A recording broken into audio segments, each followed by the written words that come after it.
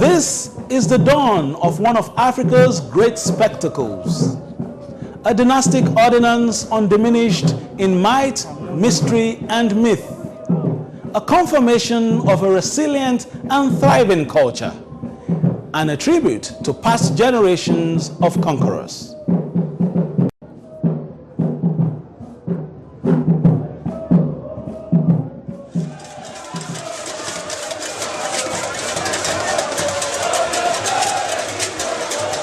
A centuries-old practice that gave birth to one of Africa's bastions of culture and tradition.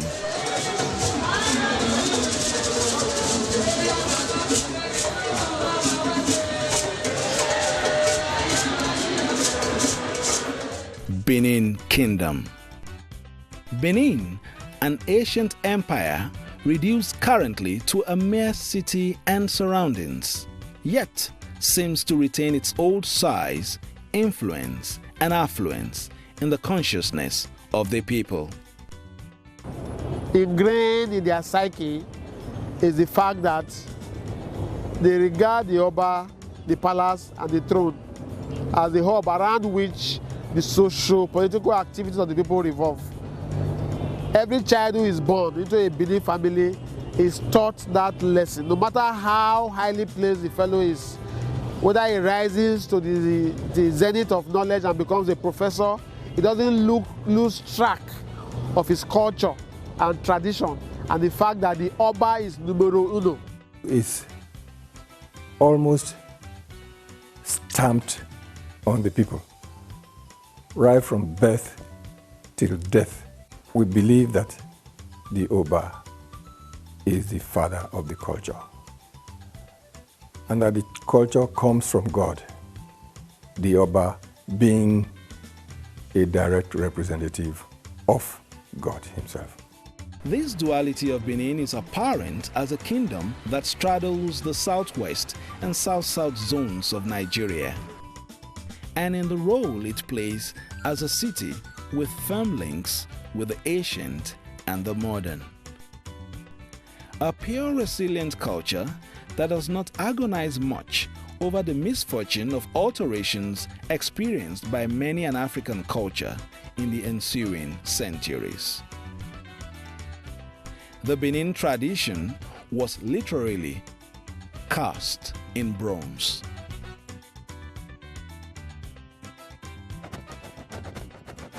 Igunweronwo, the Bronze Casters Guild, among others in the Old Empire, documented key moments in Benin history with their unique craft.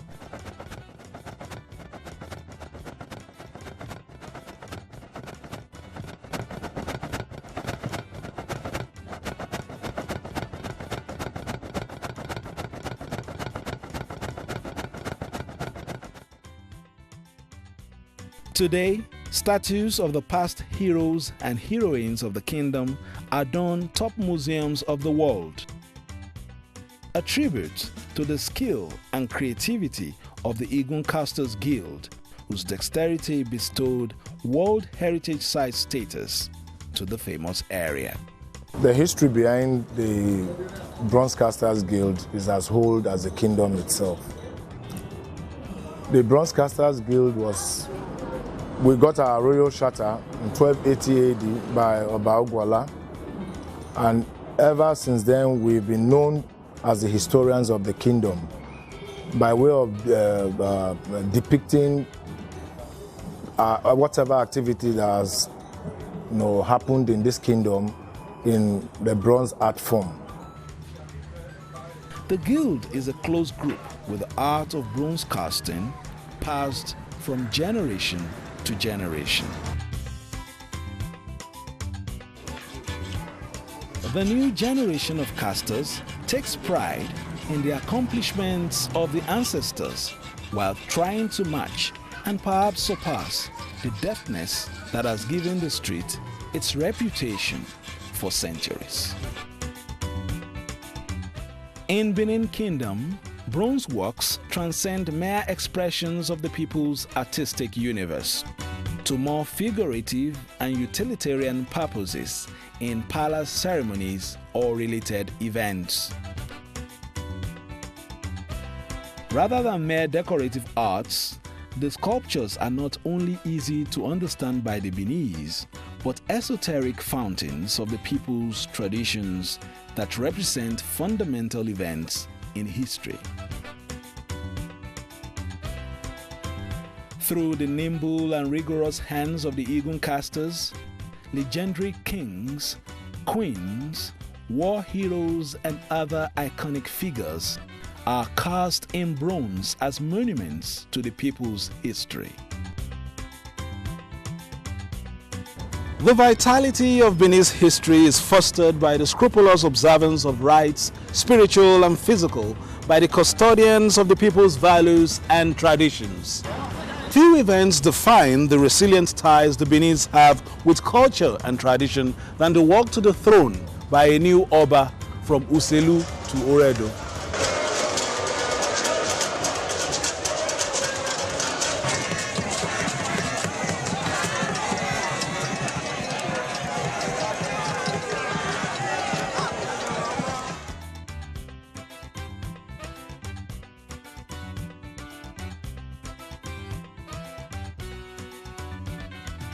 Midway through the walk is the royal change of escort guards. The Uselu chiefs hand over to the Oredo chiefs. Spurred on by Chief Osa on the right and on the left by Chief Osuan, Benin monarchs pass through a series of rites, reenacting the kingdom's most historic event.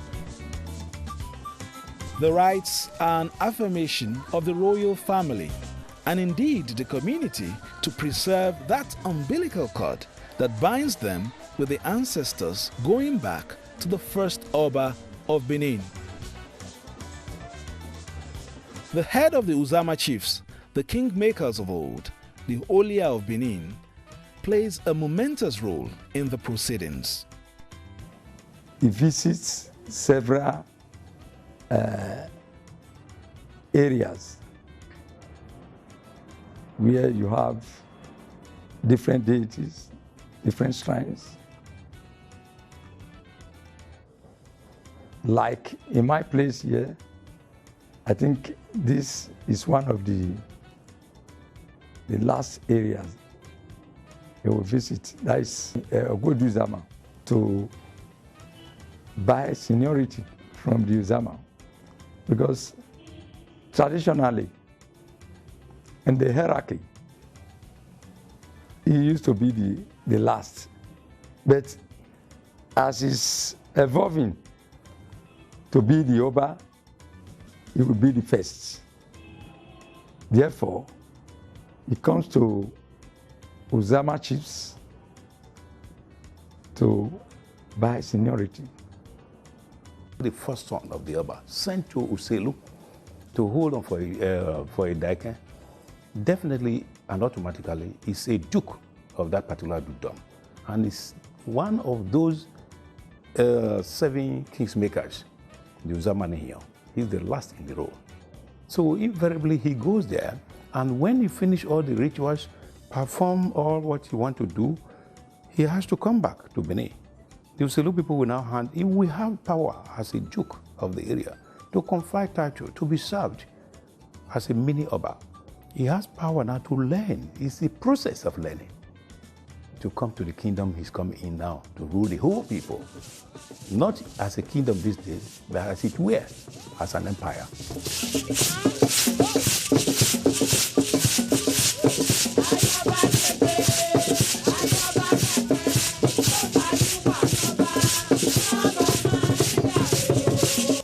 A significant milestone in the rites of ascension to the throne is the shedding of an ordinary name for a royal one, which the Oba must choose to bear throughout his reign. But before this choice is a toss in a game that was played about 10 centuries ago, which retains its mystical importance in the rites of the ascension to the throne.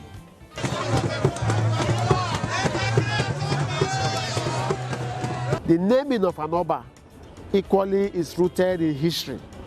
Oba Eweka, that is the son of Oromia, by a Benin princess. When he was born, he had some speech defects, so he couldn't talk.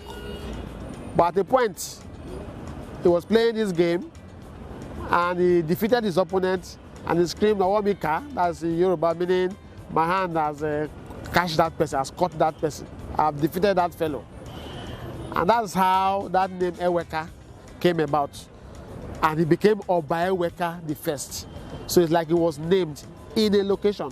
So today, we go back to reenact that incident in history. That process became a process of taking a name, because that's where he got his name. All Obas after him go to Use, where this thing happened. 29-year-old Chief Edigin gets ready to play a role the ancestors bestowed on him as host of Oba Eweka the First, the son Oromiyan had with an Igbo princess who was left to rule Benin. It started 1200, where the Eweka the First chose his name. This is the exact spot, the exact place where the game of Akwe, which every Oba whom to be must come to play the game of Akwe, which in that process he chooses a name which he will bear as the Oba of Benin.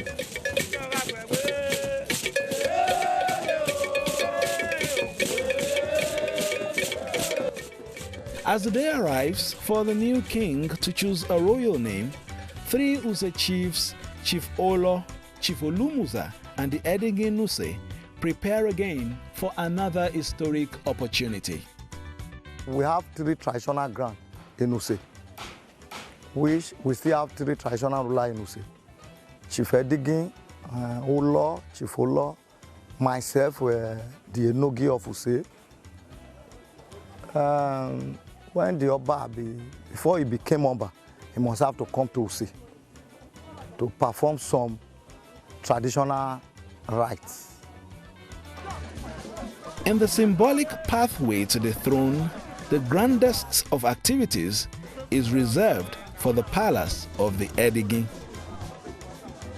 With classical dance groups led by the Ikasa making their formal appearance, masquerades, high chiefs and palace functionaries are unleashed on the Edigin Palace as preparations become fever pitch for the imminent arrival of the king.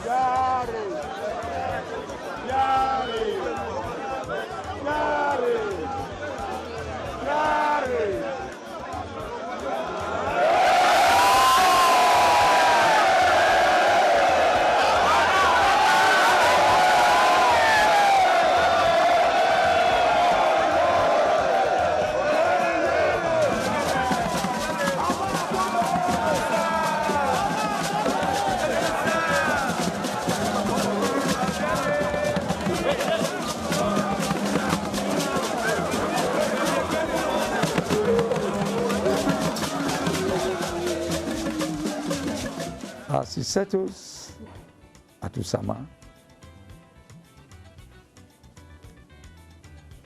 you now experience so many dancers, like Eme group, Isipian group. They are traditional singers. Then at the 3rd day, you have the Ikasa. The Ikasa, made up of inhabitants of specialist quarters like Ogbilaka, Egwadase, and Eben, comes out only on special occasions.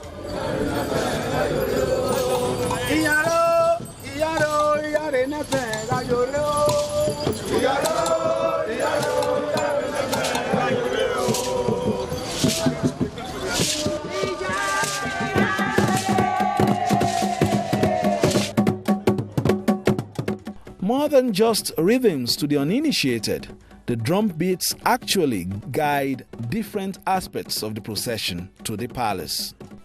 This is that came with the first king to Benin. That is why, that is the essence that anywhere the king goes, especially during festival, during occasion, and the king emerges from the inner chamber, and the king emerges from the inner chamber, this Idan will just directly be behind the king.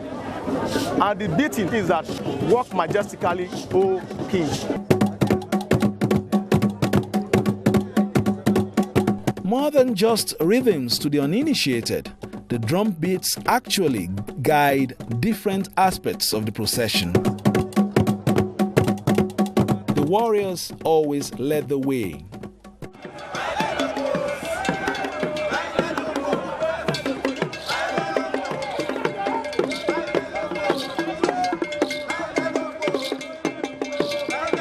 Then come the king's personal guards and the different guilds.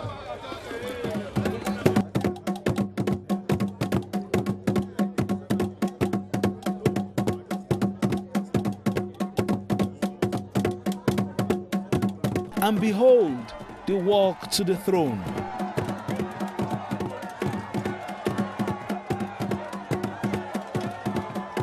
The walk to the throne captures the imagination of the Beninese and the neighboring people.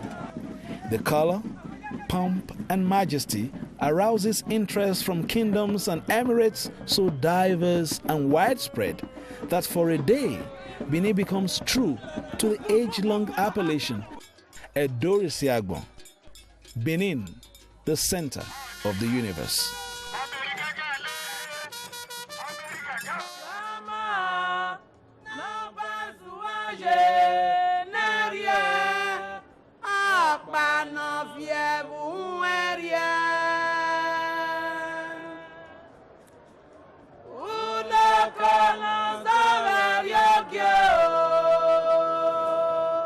The new Oba of Benin enters Orokwota to obtain his staff of office. The Oba it is that carries the esteem of the people. The traditions of the old and the expectations of the new coalesced in a single duty. A duty that entails delicate balance between metaphysical sensitivity and earthly wisdom. He has immense power on cultural, political, traditional, and other socio-cultural issues. The Oba himself, I can say, is a political person. He relates with the people, he balances up the equation of politics within his own kingdom and beyond.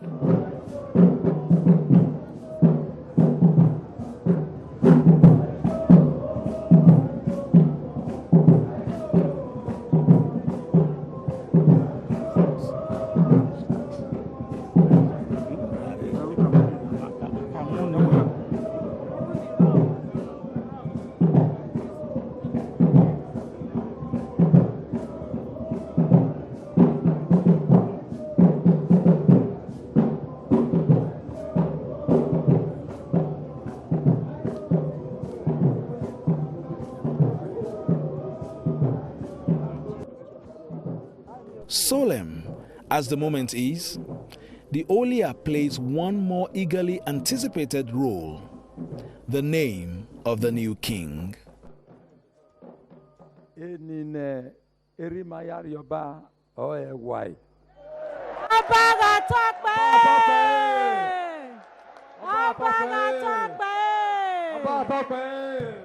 The Oba ascends the throne from which his forefathers ruled with distinction.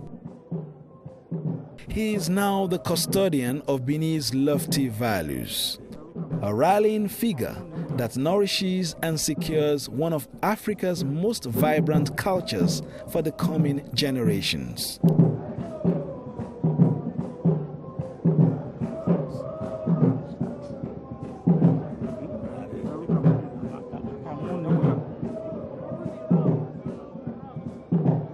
the Beninese, they have a lot of norms. They follow the tradition to the letter. There are taboos. There are a lot of things they don't do, and as much as possible, any Oba that comes around, always ensure that there is a cultural revival. The Benin people will not be pushed aside. They say, "Guaba MSA," that is, all matters start and end at the palace. So they will go and report matters to the palace. Everything that happens that is difficult, that they want to know, they still come to the palace. The Oba is the focal point of our culture and tradition. As the leader of that particular thing, we further discover that every prayer or even breaking kola nut within the kingdom, we conclude it by saying Oba Of Benin is you won't say that if you are not happy with him. And nobody dare say he's not happy with the Oba. We are not being forced. We remember what he is and what he has been doing and what he will continue to do, and we always praise him, and we continue to praise him. Oba Of Benin. The contributions of the Beninese to Nigeria's greatness are immense. In politics, the academia, music, arts, and sports. They say the triumphs and travails of the past helped forge today's men of steel. Men ready to face uncertainty and adversity with the same courage displayed by the ancestors. Men on the throne, a symbol of the people's collective resolve. And they expect him to play the role of a father who believes that he is the end of all travails for Benin people. Benin was an empire. Its might, mysteries, and myth have helped fuel a legend that gave insight to a past of domination, conquest, and unimaginable growth. Much smaller today, echoes of its past greatness built on innovation, courage, daring do, skill, and resilience are ample ingredients to stimulate growth and development yet again.